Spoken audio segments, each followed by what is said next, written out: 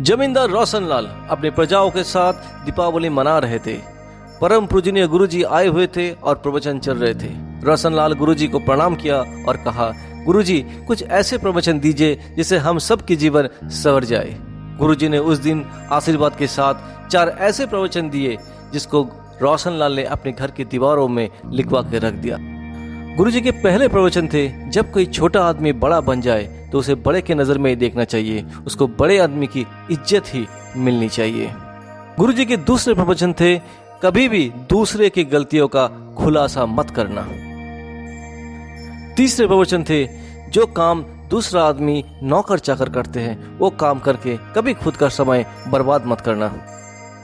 और चौथे प्रवचन थे, जब किसी जगह से एक बार मन उठ जाए दूसरी बार उस जगह में कभी मत जाना।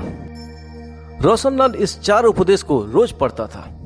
एक दिन अचानक उसकी जमींदारी चली गई और उसको अपना नगर छोड़ना पड़ा। सवेरे उठ के अपने मुंशी को साथ लेके रोशनलाल दूसरी नगर की ओर निकल पड़े।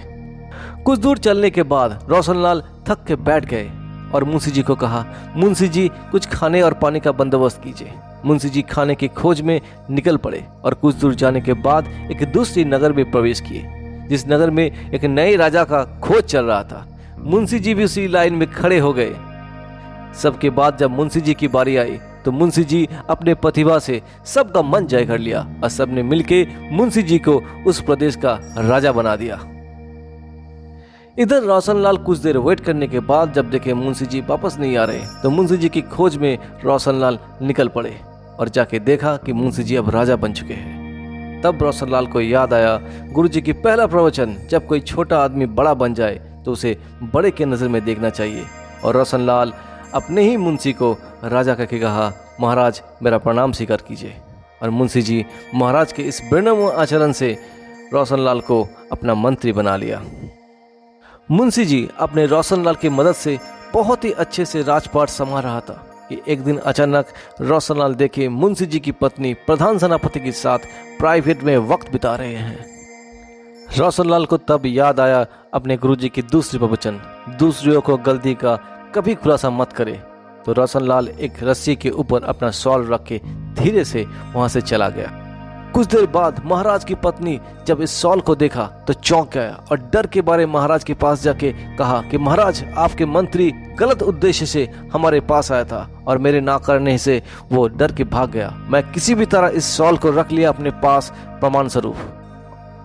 महारानी की बातें सुन के महाराज को बहुत ही गुस्सा आया और कसाई को आदेश दिया, कल सवेरे जो तुम्हारे पास आएगा उसे वही काट के खत्म कर देना। और रोशनलाल को कहा कि रोशनलाल कल तुम कसाई के पास से हमारे लिए मीट लेके आना।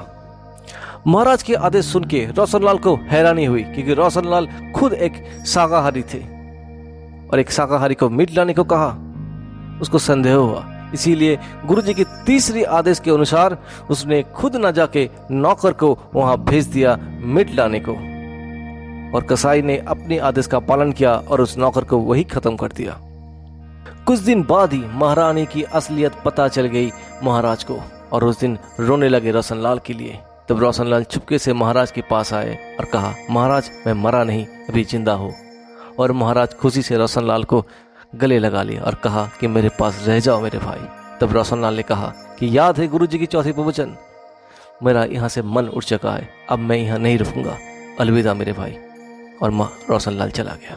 दोस्तों जीवन का यही नियम है, जब कोई छोटा मोटा आदमी मेहनत करके बड़े बन जाए तो उसका रिस्पेक्ट भी बड़ी होनी चाहिए, ना कि उनके अतीत के हिसाब से। और दूसरी बात, कभी भी दूसरे का दोष या गलती का खुलासा मत करिएगा, वरना उन पे फंस के आपका जीवन खराब हो सकता है। और तीसरी, अपनी काम बहुत ही शिद्दत के साथ करिए और दूसरों को भी अपना काम करके उनका रोजी रोटी कमाने दीजिए। और चौथी, जब किसी जगह से एक बार आपको लांछन मिले, अपमान मिले और उस जगह का आप त्याग कर दे तो कभी दूसरी बार उस जगह पे मत जाइएगा, वरना उससे भी बड़ी लांछन आपके लिए इंतजार कर रही होगी।